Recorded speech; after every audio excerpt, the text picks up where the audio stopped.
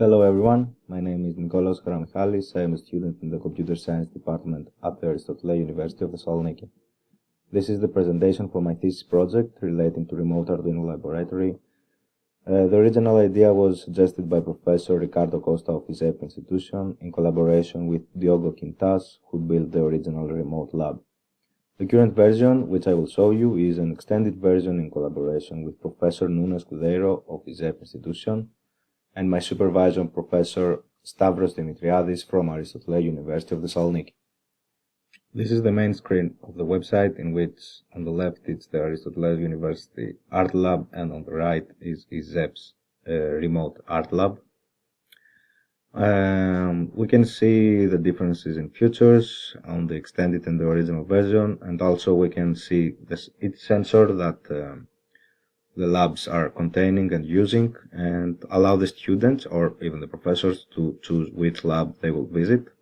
In our case, because we will summarize the extended features of the Arduino lab, we will go with Aristotle University Art Lab, which I will click right away. Okay, this is the index page where the users can log in, as you can see, create an account for the first time and read information generally about Arduino and about the specific project. For this time, I will log in as root, as you can see here, to see the new features about admin user page. Okay. We are in the user page here. You can see that the username is root. We are the admin of the project.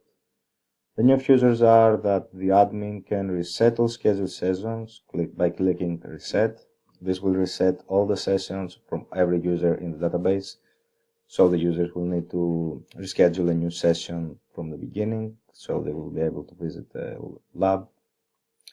The admin can activate and deactivate camera in the lab anytime he wants. We can see here the date and the time, the lab sketches that are preloaded. The admin can load the scripts, edit the script, and save the file. Okay, we are in the lab page. We can see here the console, which will output every result from each sketch we will build and run. We have the control panel, in which we have a list of pre-programmed schedules in C or C++ language and in Python. We have the option to load the saved session. If we will click this, we will load the session that we saved from before. You can see here the hello again message. We can load stored values, which will be stored in the database after we will upload a new sketch in Python, either on C or C++ programming language. You can see here on the console that the stored values is the guessing serial port, for example. This was the last output. We can check the lab scheme. This is the hardware connection between the Raspberry and the Arduino and the sensors. We can see that all the sensors are connected in the Arduino. And this is the camera of the lab. You can see the output from the sensors, for example, the LED light to flash however we want or programmed it. And you can get the feedback from the camera. This is the text area where the user can program his own code and build and upload the sketch. And it will run in the camera. We will see the results. I will demonstrate the pre-loaded sketch right away. We have here the download stored values. If we will click this, we will download the stored values. You can see here that it was outputted in the console, but we can download it as a file, and the user can do whatever he wants with these files. Mostly it's like gathering information about humidity or temperature, for example, and can create a graphic user face however he wants with these values. We will upload now a sketch to see the results from the camera and from the console. Okay, let's say firstly I will upload the LED sequence. It's programming C. As you can see, firstly we have to build the code. You can see in the console the please wait, run, build, and or upload. Okay, the console informs us that the new file is converted, and we can click upload now. Okay, we will upload the sketch. You can see here that the console informs us that it's uploaded.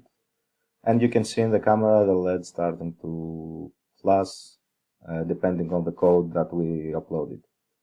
As you can see here, we are using initialization for the pins, because the pins are in Arduino, are not in Raspberry, in which we have our server and we are executing the Python script.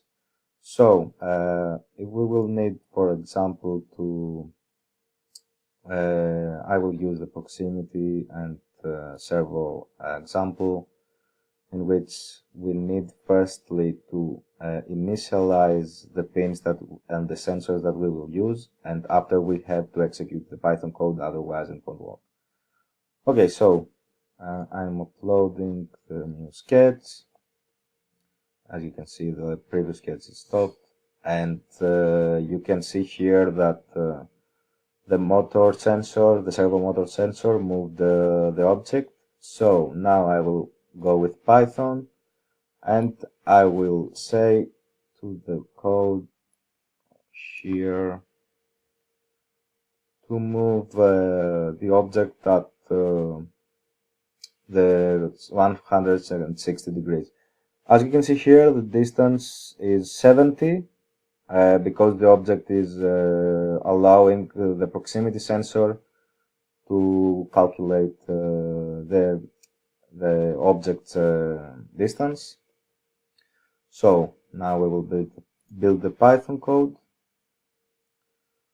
We have to wait for the console to give us the OK, any message, and to know that the code is built without any problem. Okay, we can see here that the code is compiled very nice, without any warning error, fatal error. And then we click the upload. We will see here, okay, uploaded successfully, and you can see here that the distance is 5 and the object is moved near to the proximity sensor. This is the code built from with Python. Okay, so to summarize the new features of the new lab, the extended version of the remote lab, we can see here, as we said, the compile and upload Python code, the save session, so we can use our previous session anytime we will reconnect to the lab, to download the stored values of our sketches that we built, and we can load the stored values in the web page, of course, and load the save session so we can restart our session. And here are the new preloaded sketches depending on Arduino sensors and Python code. So these are the new features from the extended version of the remote Arduino lab. We will go now to check the student's new feature, which will allow the student to make a schedule. Here the student has to pick up a date to enter the lab. Okay, let's say we will pick 6 February at 1 o'clock. Okay, and the future with duration is the new feature. Here the students can select 5, 10, 20 or 30 minutes to make a schedule in the lab. This feature will allow the students to make different duration schedules depending on the task they have to complete or use in the lab, because as we know, only one user can use the lab at a time. No, we don't allow multiple users because there will be a problem with compilation and running. So if I will click here for 10 minutes and we click on request, we can see here, congratulations, your reservation was successfully. Okay, and here the session from it's updated at the right date and time for 10 minutes. You can see here the difference. And if I will try to enter the lab before or after the schedule, we have the message you don't have a session scheduled to the specific time and date we're trying to access the lab. Okay, these are the new features that extending the already built remote Arduino lab from ISEP. Thank you for your time. Please feel free to make any questions or any suggestions. My mail is available in the webpage. The webpage will be soon online in my university's lab, and I will send you the URL where you can visit and test the new features. Thank you again for your time. Have a nice day, and bom dia from Greece. Goodbye.